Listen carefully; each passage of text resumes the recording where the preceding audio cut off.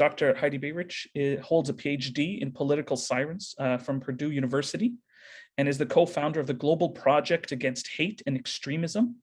For the 2 decades prior to founding the organization, she served as the director of the Southern Poverty Law Center's Intelligence Project, where she monitored, issued reports about, and trained officials on far-right extremist activity in the United States.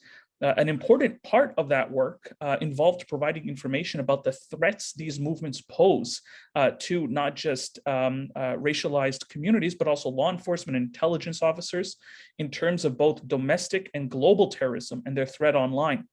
Heidi is an expert in the dangers of the Great Replacement theory, as well as the need for tech reform to address the spread of online hate and disinformation resulting from, as you said, not freedom of expression, but the weaponization of social media. Dr. Beirich, it's an honor to have you with us tonight. Thank you.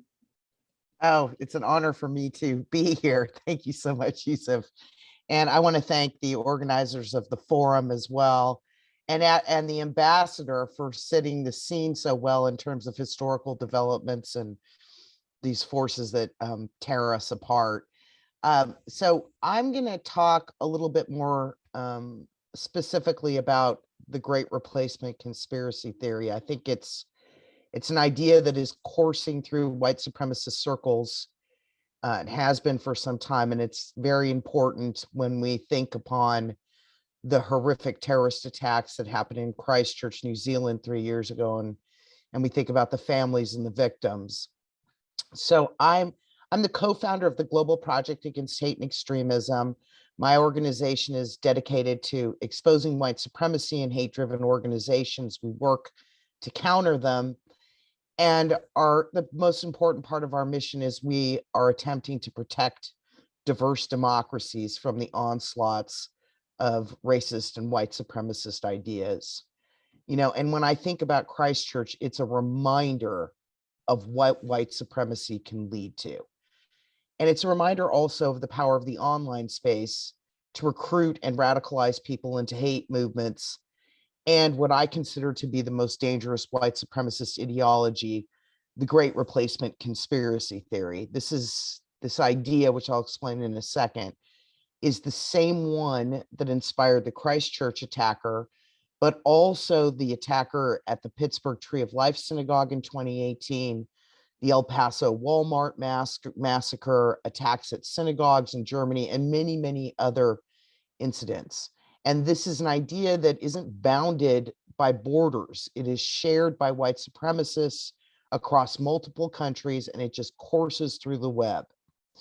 So what is the Great Replacement conspiracy theory? It's an idea that white supremacists believe that white people are being displaced in what they consider their home countries by people of color. Predominantly, they're talking about immigrants and refugees.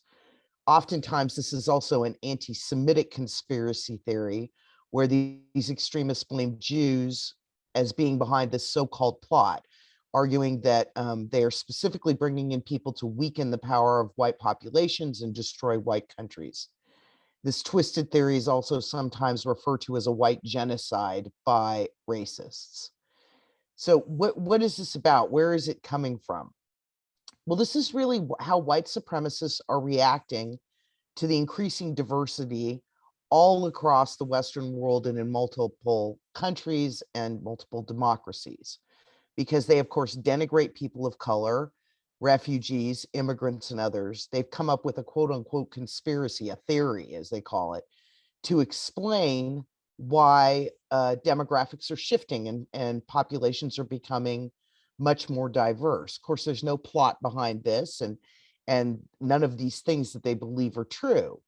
But because these demographic trends aren't going to change anytime soon, I really think that unless we take serious steps, we're going to be able to expect more violence from people who believe in this terrible idea. So the Great Replacement conspiracy theory, it was actually first formulated by a Frenchman, René Camus, and it made its way like wildfire through white supremacist communities. And it also fueled some major transnational sprawling hate networks, in particular one called Generation Identity that has over time had chapters all over Europe, Australia, New Zealand, the United States, Canada, etc. It's a highly networked world, so it doesn't necessarily have to be that you're a member of this organization to interact with it.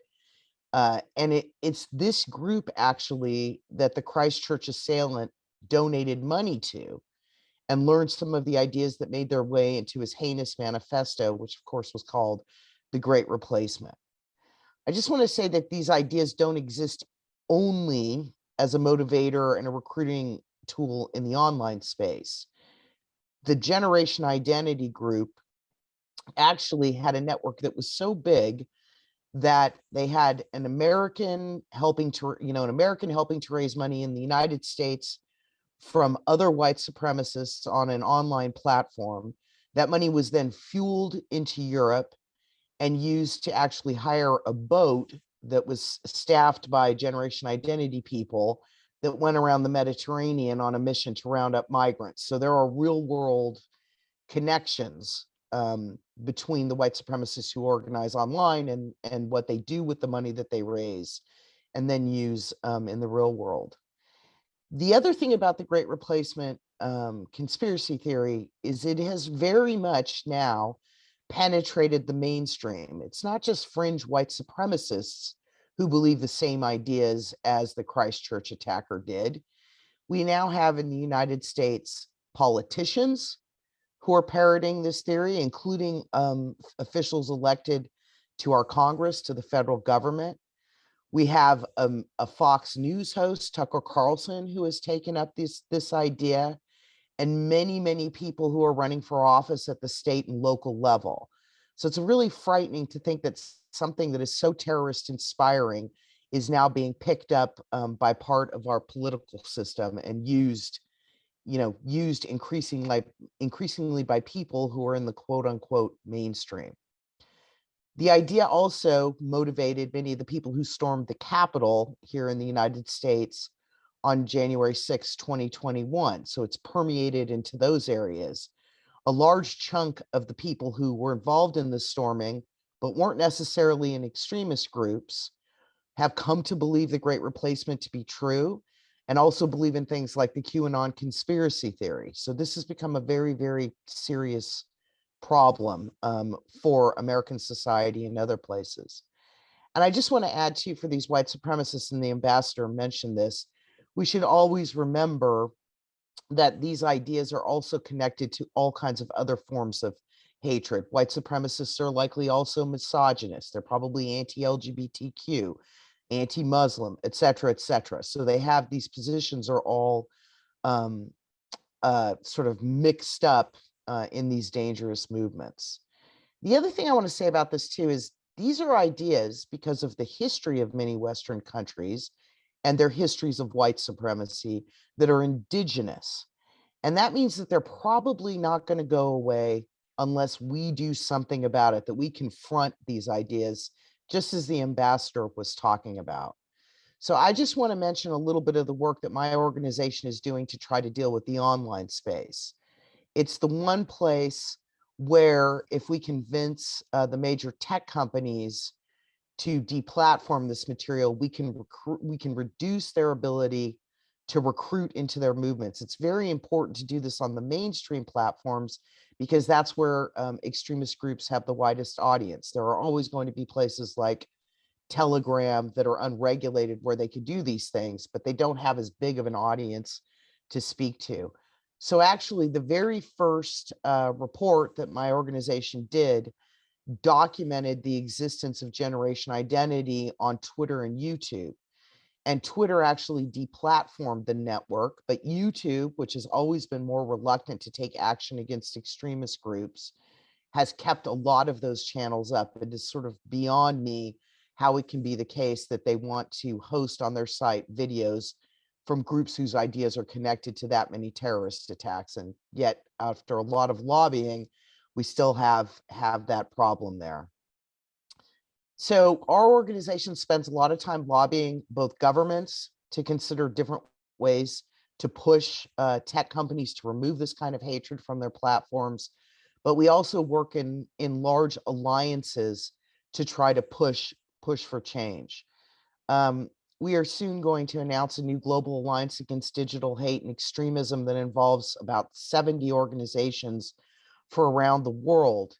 And this new network is going to take on not only online hate, which should be deplatformed like the Great Replacement, but also other things that are allowing these ideas to penetrate further into the mainstream. One of our particular goals will be to try to change social media companies' rules that allow politicians and influencers to violate hate speech and other community standards and disinformation standards that the rest of us have to follow. And this has obviously been done because these are people who have massive amounts of followers, have a lot of influence, drive content, and companies like Facebook/Meta have simply allowed them to run riot. This sort of came to light when Donald Trump was removed from Twitter and Facebook and YouTube. And now we realize that that same access that Donald Trump had to spread his bigotry and hatred is also allowed at the hands of other politicians, like, for example, Jair Bolsonaro in Brazil, who has engaged in, anti-indigenous comments, anti-LGBTQ comments, but also, for example, members of the BJP party in India, including the leader, Narendra Modi, who have engaged in anti-Muslim hate speech that has been connected literally to massacres and mass killings. This has got to stop. And one of the things the Global Alliance is going to do is to push very, very hard to get rid of these carve-outs for leaders whose words carry much more weight than the average individual. There is a whole lot of work to be done in the digital space, and it's going to take all of us to change a dynamic where, for example, as the ambassador mentioned, Facebook could be used to orchestrate the genocide of the Rohingya. We just can't allow this anymore. And as long as these sites are allowed to fester with extremism and hatred, we are going to have not only more Christchurch attacks, but perhaps everything up to including further genocides and mass killings. So it's absolutely a priority. So I want to thank you all for having me on today. It was very nice to be here.